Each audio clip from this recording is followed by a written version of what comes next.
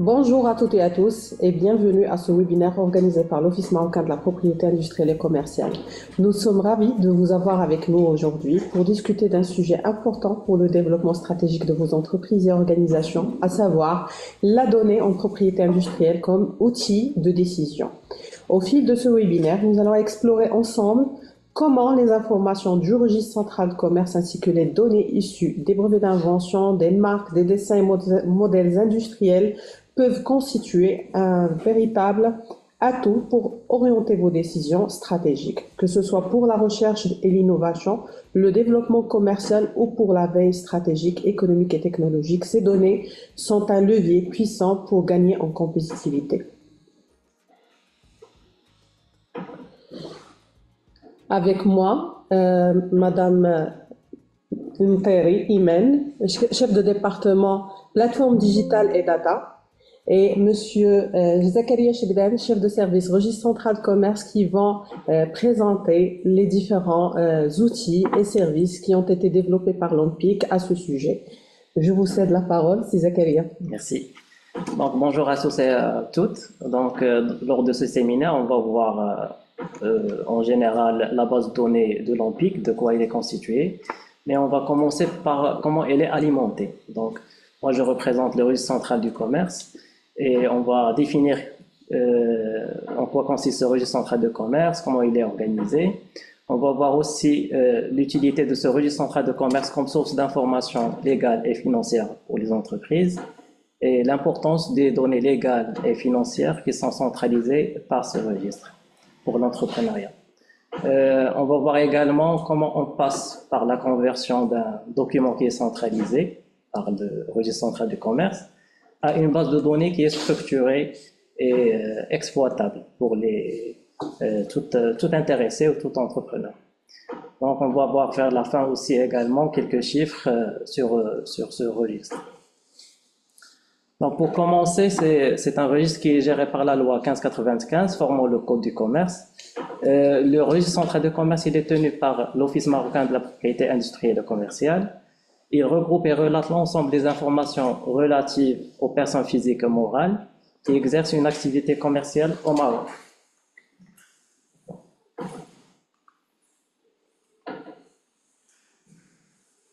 Donc, ces personnes physiques ou morales doivent s'y faire immatriculer, obtenant ainsi un numéro d'immatriculation pour les identifier sur ce registre.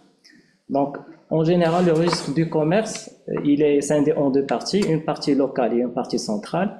La composante locale, elle est tenue par le secrétariat greffier du tribunal compétent, ça dépend de chaque société où il est immatriculé. Son rôle, c'est les formalités de création d'entreprise ou de modification se passent au niveau des registres locaux et ils transmettent à la fin de chaque mois un exemplaire de cette inscription au registre central. Et en plus des données légales, des modifications et des créations, il y a la centralisation des états de synthèse qui sont déposés annuellement également au niveau des registres locaux. Donc, pour le registre central de commerce, je l'ai déjà précisé, il est tenu par l'ONPIC.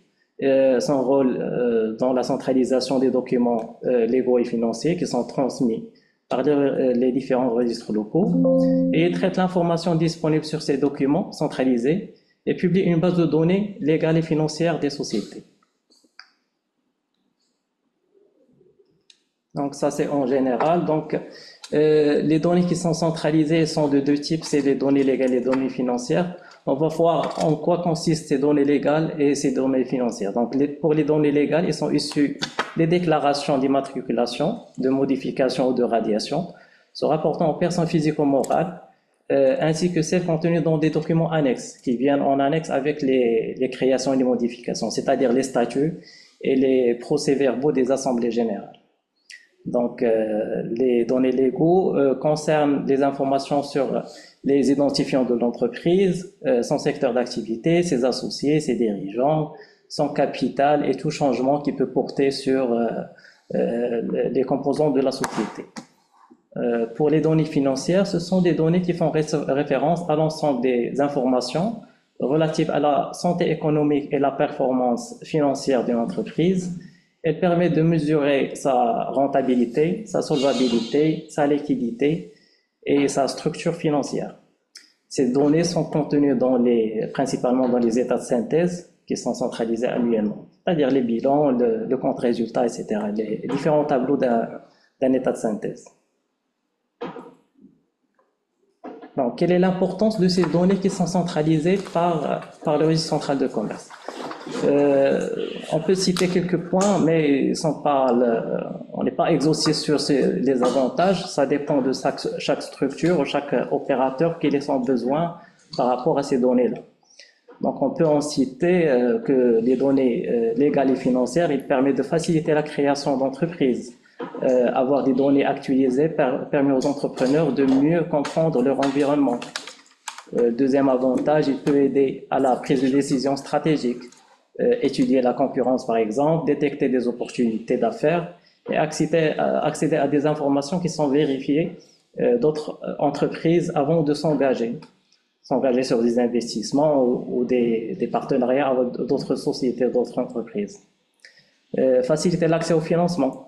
Donc, pour les entreprises cherchant à obtenir un financement, les données financières et légales peuvent être utilisées pour prouver leur rentabilité et leur viabilité de leur projet, ainsi que la régularité de l'entreprise. Les institutions financières et les investisseurs se basent généralement sur ces informations pour prendre des décisions qui sont éclairées. Le quatrième avantage, c'est développer un environnement de confiance dans le monde des affaires grâce à la transparence. Donc, les entrepreneurs, les investisseurs et les partenaires commerciaux peuvent consulter ces bases pour évaluer la stabilité et la crédibilité d'une entreprise avant de s'engager sur des partenariats et des investissements, bien sûr. Donc, en termes de traitement, comment on arrive à avoir ces données-là qui sont numériques? Donc, comme je l'ai cité, que le rôle du registre central de commerce est la centralisation. Donc, on collecte les documents légaux auprès des registres locaux. On collecte aussi les documents financiers qui sont déposés chaque année au niveau du ministère de la Justice. Et on passe à la transcription. La transcription, elle porte sur les données, c'est transcrire les données d'un document vers un système informatique de l'ANPIC. Que ce soit pour les données légales ou pour les données financières, on constitue une base de données générale qui est numérique et exploitable et bien structurée. Et on fait un contrôle qualité sur des données qui sont alimentées sur cette base de données avec un ensemble de règles de gestion qui s'adaptent soit aux données légaux ou aux données financières pour offrir la meilleure qualité de données possible à nos clients. Donc, à titre indicatif, donc le registre central de commerce, il centralise annuellement plus de 190 000 états de synthèse, voire environ plus de 200 000, à peu près 200 000. Et en termes de création d'entreprises, selon les derniers chiffres de 2024, c'est plus de 95 000 créations par année. Ajoutons à cela les modifications qui sont centralisées des sociétés qui sont déjà en activité. Voilà, et par la suite, je vais vous laisser avec la deuxième partie pour voir et découvrir l'offre de l'ANPIC en matière de base de données et comment la diffusion de ces informations qui sont collectées est effectuée. Voilà, je cède la parole à Codec et Nantel. Donc, bonjour à tous, merci beaucoup pour votre présence, pour notre webinaire qui est autour de la donnée de l'APIC et des offres de base de données que l'ANPIC met à disposition du grand public et des acteurs économiques afin de prendre les décisions nécessaires pour leur entreprise, pour leur projet. Donc, on essaiera de défiler ce webinaire selon 3 axes principaux. Donc, on essaiera donc de définir tout d'abord les données de l'APIC, donc disponibles auprès de l'ANPIC, les canaux de diffusion et notamment les différents usages qu'on pourrait faire de cette donnée par les différents acteurs économiques et notamment le grand public. Et en dernier lieu, les offres de base de données que l'ANPIC met à la disposition de ces acteurs économiques pour la prise de décision. Donc, tout d'abord, pour les gens qui ne connaissent pas, mais pour la majorité, je pense qu'ils connaissent bien l'Office marocain de la propriété industrielle et commerciale, par sa mission, qui est d'accompagner les entreprises dans le développement de leurs actifs immatériels, constituer des titres de propriété industrielle et commerciale, à savoir les marques, les brevets d'invention, les dessins et modèles industriels et les noms commerciaux, et notamment la tenue de ces registres de commerce. Donc, outre la tenue des registres central de commerce et la protection de la propriété industrielle et commerciale, l'OMPIC a pour mission de diffuser cette information en grand public. Il la diffuse par quel canal? Donc, par différents canaux de diffusion qu'on propose, pour différents usages. Donc, on pourrait citer donc Direct Info pour tout ce qui est recherche ponctuelle sur les entreprises, le baromètre de l'OMPIC autour de la PIC, qui permet en fait de voir la tendance économique en matière de propriété industrielle et commerciale, les différents registres électroniques qui est nécessaire pour toute veille économique sur la tendance économique et sur les titres, les offres de base de données nécessaires pour toute analyse économique approfondie, et en dernier lieu, le e-learning, qui est une plateforme de formation en propriété industrielle et commerciale. Donc, en résumé, les plateformes de e-information se présentent ainsi. Donc, on a essayé de citer les principales. Donc, il y a la plateforme Direct Info, comme j'ai précisé, donc c'est pour une recherche ponctuelle sur une entreprise et qui offre la consultation des informations juridiques et financières sur ces entreprises-là. Donc, le baromètre de la propriété industrielle et commerciale, donc c'est un tableau de bord pour les suivis de l'activité de la PIC avec un tableau de bord interactif. On a notamment les moteurs de recherche qui sont en fait proposés pour tout ce qui est recherche avancée sur les différents titres de propriété industrielle, notamment les MAC, les DMI et les brevets d'invention. On a aussi des offres de base de données donc, qui sont pour intérêt de consultation en masse de données sur l'information légale et financière sur ces entreprises-là. Et en dernier point, donc notre plateforme de formation en propriété industrielle qui est e-learning. Donc, je commence tout d'abord par notre plateforme Direct Info. Donc, c'est une plateforme phare de consultation d'informations dans le registre. Elle se compose donc d'une première rubrique principale qui est la recherche sur l'entreprise. Donc, c'est un moteur de recherche qui permet en fait de rechercher par différents critères de recherche. On peut citer la dénomination, la forme juridique, le secteur, le numéro d'ICE, le RC tribunal. Donc, il permet de chercher une entreprise donnée. On a donc une rubrique qui est aussi notamment proposée, c'est une rubrique actualité qui permet en fait d'informer l'utilisateur des différents dépôts de données, tels que les bilans, les nouvelles réceptions, et en dernier lieu, on peut trouver les informations et les chiffres clés de ces dépôts-là, et les chiffres, bien sûr, s'alimentent et sont automatiques quotidiennement, donc avec les nouvelles informations qu'on réceptionne par les registres locaux. Donc, Direct Info, après avoir recherché une entreprise donnée, donc permet en fait de vous donner un résultat de recherche. Ce résultat de recherche, donc, il est cliquable et donc un ensemble d'informations sont déjà proposées à titre gratuit. Comme information, on retrouve la dénomination, le statut juridique de l'entreprise, le tribunal, le RC associé, l'ICE, son activité principale, la forme juridique et sa date d'immatriculation et notamment le capital. Et tout à droite, on pourrait donc retrouver l'ensemble des documents dont on dispose par rapport à cette entreprise-là, que ce soit des données légales ou financières. Donc, on peut retrouver l'état de synthèse, le statut, le PV et différentes fiches consolidées avec de l'information légale et financière. Donc, juste après, donc, on pourrait avoir plus de détails sur ce contenu aussi de titre de pays. Et bien évidemment, il y a toujours une date de mise à jour de cette base de données qui est affichée, qui permet de s'informer sur la fraîcheur de l'information dont on dispose.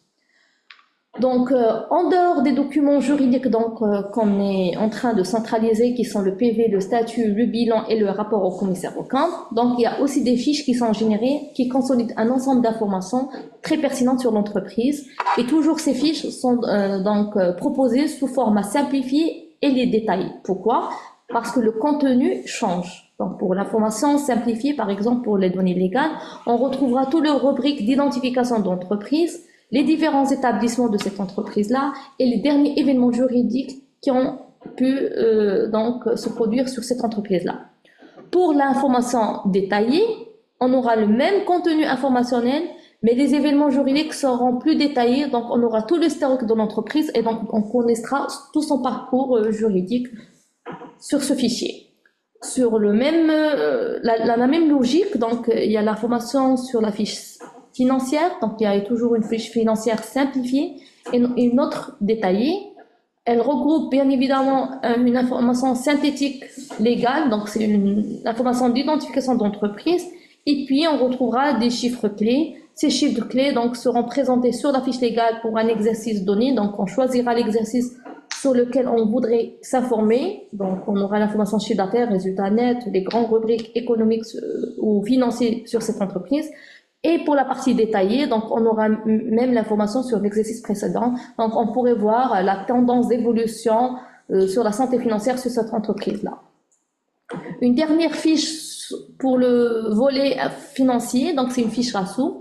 Dans cette fiche ratio, l'information elle est plus consolidée et plus poussée parce qu'en fait, là, on parle de ratios financiers, des ratios financiers qui sont calculés bien évidemment sur la base de la donnée financière disponible et cela peut amener une analyse plus approfondie des ratios qui sont proposés tels que le ratio de liquidité, général, immédiat. On aurait d'autres sur la santé financière qui sont donc à destination des acteurs économiques pour pouvoir valider ou bien statuer sur la santé financière d'une entreprise. Alors cette plateforme Direct Info, à l'instar de toute plateforme e-commerce, donc se base sur une méthode d'authentification par login et mot de passe, qui sont bien sûr une création de compte tout d'abord. Puis bien évidemment la sélection des produits choisis, donc on pourrait se poser sur une entreprise, acheter un ou plusieurs produits associés, consolider un panier et puis bien sûr passer au paiement et retrouver toutes les acquisitions faites par cette plateforme au niveau d'un suivi de commandes qui permettent de tracer l'ensemble des commandes passées par cette plateforme-là. Alors, dans un autre registre qui est la propriété industrielle et donc l'information générale, statistique, alors on retrouve donc le baromètre de l'Empik qui permet en fait d'avoir deux rubriques, l'information sur le registre central de commerce et l'information sur la propriété industrielle et commerciale. Et notamment, il y a une sous-rubrique qui est le bulletin de la PIC. En fait, c'est un rapport qu'on publie mensuellement et donc vous trouverez le dernier rapport toujours sur notre baromètre qui est consultable au grand public. Alors, ce baromètre, qu'est-ce qu'il a comme spécificité? En fait, il permet en fait d'avoir des tableaux de bord, des statistiques, et cette plateforme, elle est interactive avec l'usager à travers moyennement des modes de sélection. Donc, on pourrait sélectionner plusieurs critères qui sont l'année, par exemple, le type de création d'entreprise, la forme juridique, le secteur, la région. Et en sélectionnant ces critères, les chiffres s'adaptent selon la recherche demandée par le client. Donc, par exemple, on se positionne sur les personnes morales d'une année donnée, par exemple 2023, sur une région telle que Casa, par exemple, et on aurait les chiffres qui vont en fait être modifiés selon ces critères de sélection. Donc, les informations disponibles, c'est une répartition de création par année, par région, par secteur, par forme juridique, par âge d'entreprise. Donc, par chiffre d'affaires disponible, le dernier chiffre d'affaires disponible. Donc, on aurait vraiment une information riche sur les tendances économiques de création d'entreprises et notamment la partie pays. Donc, on trouvera toujours les rubriques principaux, le brevet, la marque, le dessin et modèle et le nom commerçant. Et on aurait bien évidemment différents agrégats comme le dépôt par année, par type de déposant et notamment des évolutions par année pour comparer et analyser les situations. Alors, un autre service, en fait, c'est la recherche dans les registres de la propriété industrielle et commerciale. Ce qu'il faut savoir, c'est que l'Empik met à la disposition du grand public des bases de données sur les marques, les brevets d'invention, les dessins et modèles d'Atusen. Il sert à quoi ces bases de données? En fait, il sert tout simplement à rechercher ces titres de propriété industrielle à travers différents critères de recherche. Par exemple, pour l'exemple de la marque, on pourrait chercher un nom de marque, les marques déposées dans une période donnée et bien évidemment avoir toute l'information sur cette marque-là, les images associées. Et ça permet en fait de faire une veille sur les différents titres de propriété industrielle qui sont déposés. Donc, ça reste toujours accessible via notre site www.empik.ma. Pour la partie brevet d'invention, il y a notamment un registre qui est le Patent Register, qui permet en fait de visualiser l'ensemble des informations sur les brevets d'invention à travers notamment des recherches par mots-clés, comme le numéro de dépôt national, le numéro de dépôt au niveau du PCT.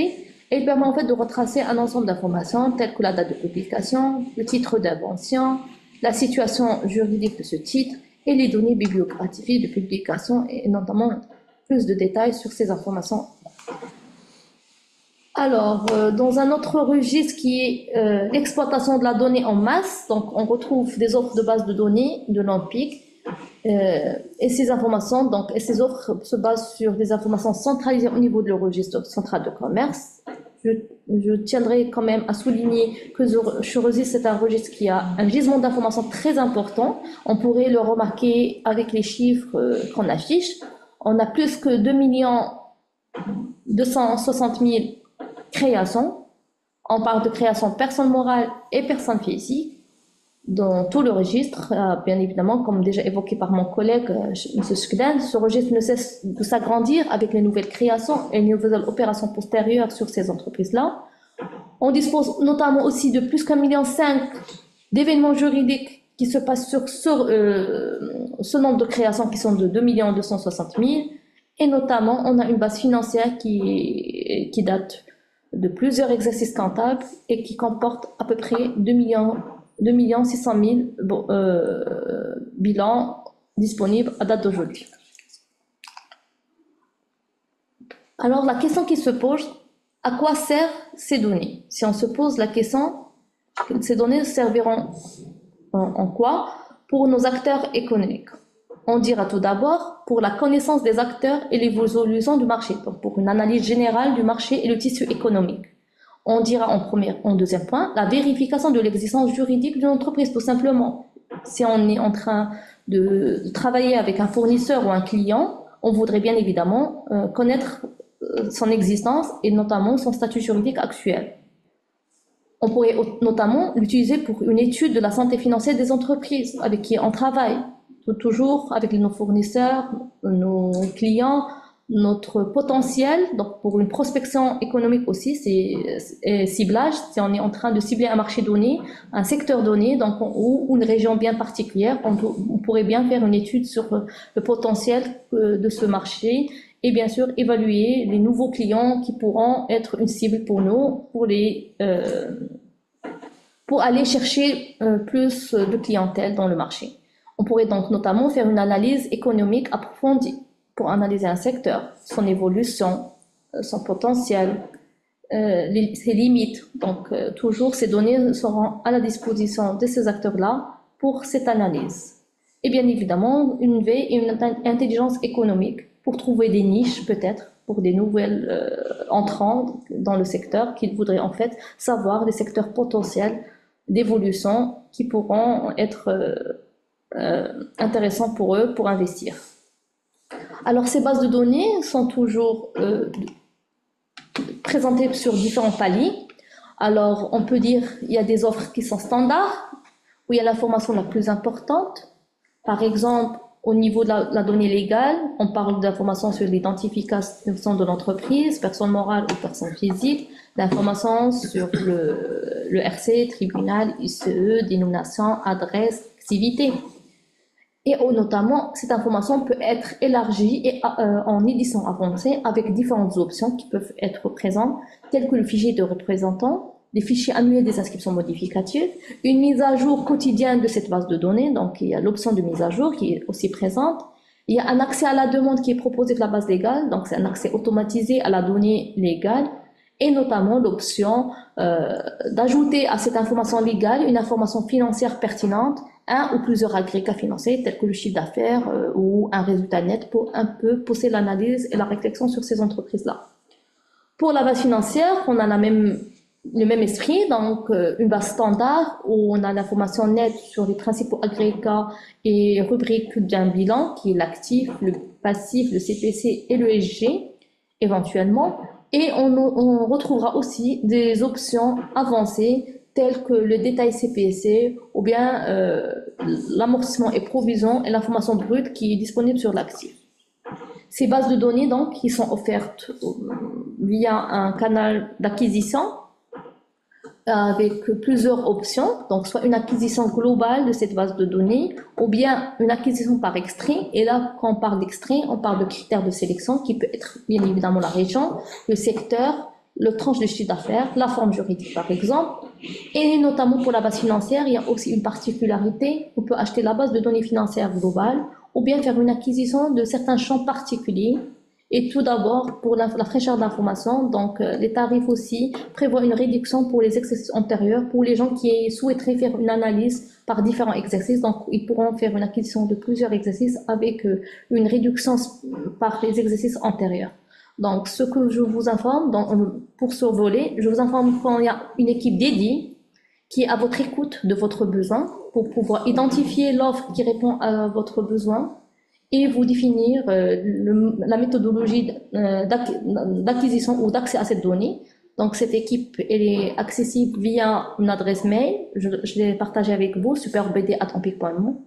On est à votre disposition pour écouter votre besoin et pour répondre à ce besoin avec la meilleure offre dont on dispose. Je vous remercie pour votre attention. Merci beaucoup. Merci beaucoup pour ces interventions. Nous allons maintenant débuter la session questions-réponses. N'hésitez pas à poser vos questions dans l'espace dédié et nous serons ravis d'y répondre dans les prochaines minutes. Alors, on va commencer. La première question, est-ce que les membres du réseau TISC ont accès à l'outil ou bien au baromètre propriété industrielle? Si oui, quelles sont les conditions d'utilisation? Donc, merci pour cette question. Et pour l'intérêt porté au service baromètre, donc ce qu'il faut signaler que le baromètre, c'est un service grand public. Donc, il est accessible au grand public.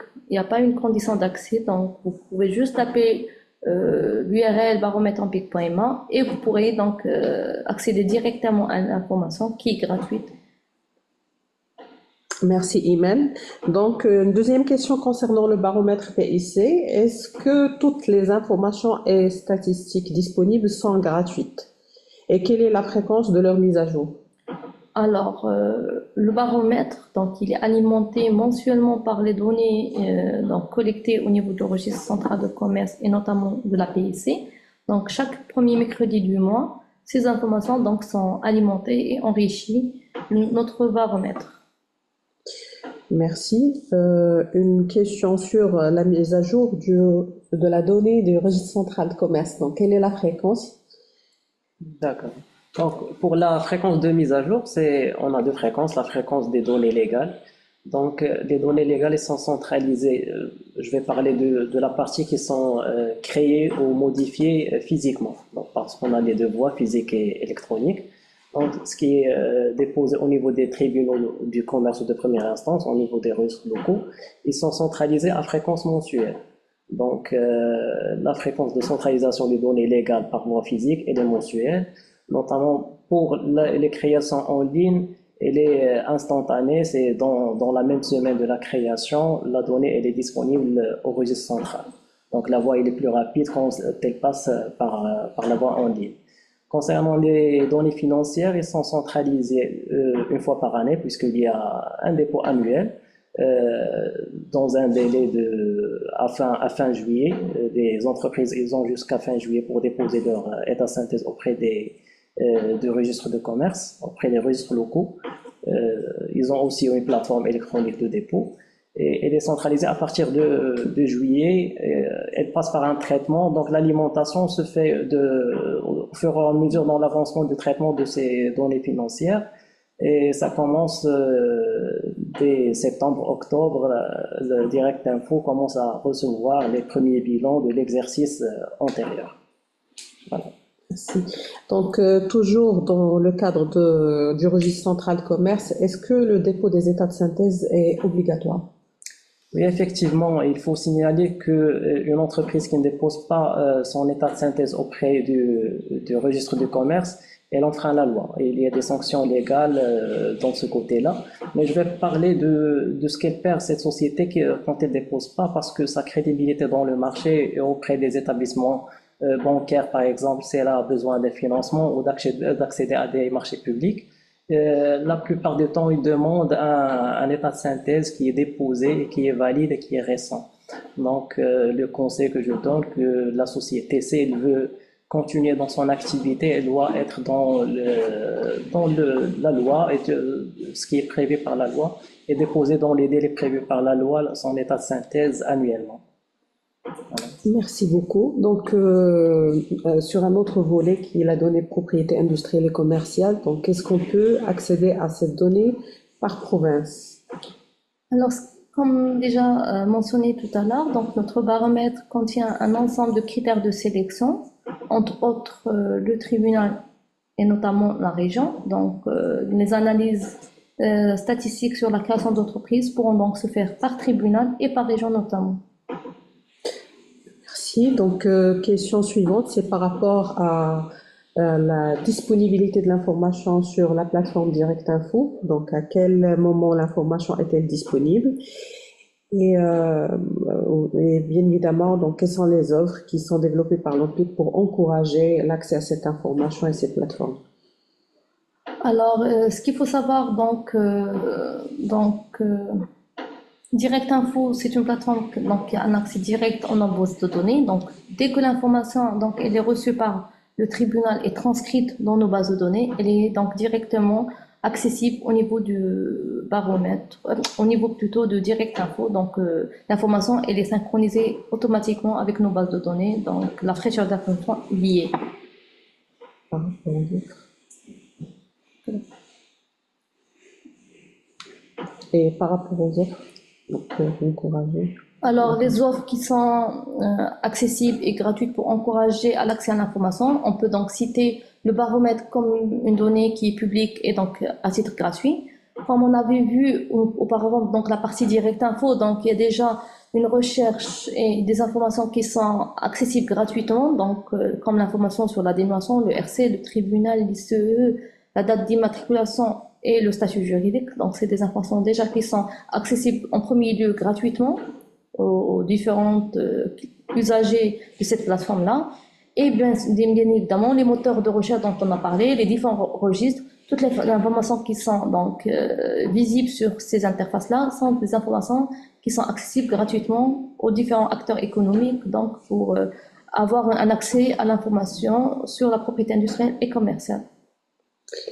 Alors, question suivante, elle concerne la plateforme e-learning. Donc, pouvez-vous revenir sur cette plateforme et comment y accéder, à quelles conditions? Donc, la plateforme e-learning aussi, c'est une plateforme qui est ouverte au grand public. Donc, elle permet d'avoir accès à différents modules donc, de formation, donc, qui sont des modules généraux et aussi détaillés par thématique. Ils sont accessibles par une création de compte. Donc, j'invite à chaque utilisateur ou bien à chaque personne qui est avec nous aujourd'hui d'essayer d'accéder à cette plateforme, de s'inscrire et de voir bien sûr le contenu informationnel riche en termes de propriété industrielle pour s'informer sur les lois, les réglementations et les bonnes pratiques à opérer pour déposer n'importe quel titre de propriété industrielle qui est bien sûr un capital immatériel non négligeable pour une entreprise pour son développement. Bien, merci. Alors, la question suivante, c'est par rapport à l'acquisition des bases de données. Est-ce qu'il y a des conditions spéciales pour accès à nos bases de données?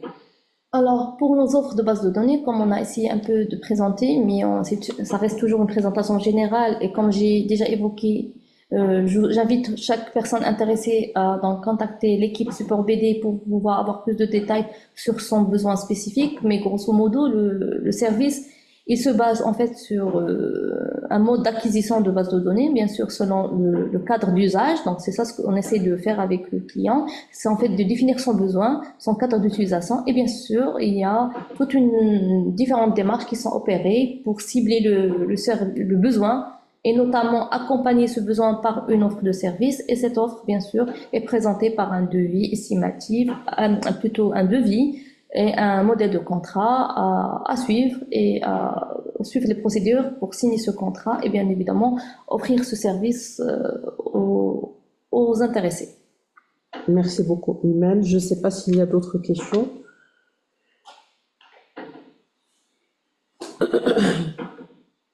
Donc, alors, il y a une question toujours sur les bases de données des entreprises. Avez-vous une base de données des entreprises qui ont cessé leur activité ou fermé pendant une période donnée? Donc, la base de données qui est offerte et qui est présente dans notre offre de base de données, c'est avoir l'information sur l'entreprise, comme j'ai évoqué, avec un ensemble d'informations d'identification qui c'est les identifiants principaux qui l'ICE, le RC, tribunal, la dénomination, la forme juridique, la date d'immatriculation, la date de radiation s'il y a lieu. Donc il y a un ensemble d'informations qui sont en fait identifiées et sur ces entreprises-là. Bien évidemment, ces données sont en masse et qui devront être analysées par la suite par l'acquéreur. Je ne sais pas s'il y a d'autres questions concernant, en relation avec la thématique d'aujourd'hui. Alors, c'est une question qui porte sur le registre propriété industrielle et commerciale qu'on vient d'avoir. Alors, comment je peux m'assurer si la marque de notre entreprise est enregistrée?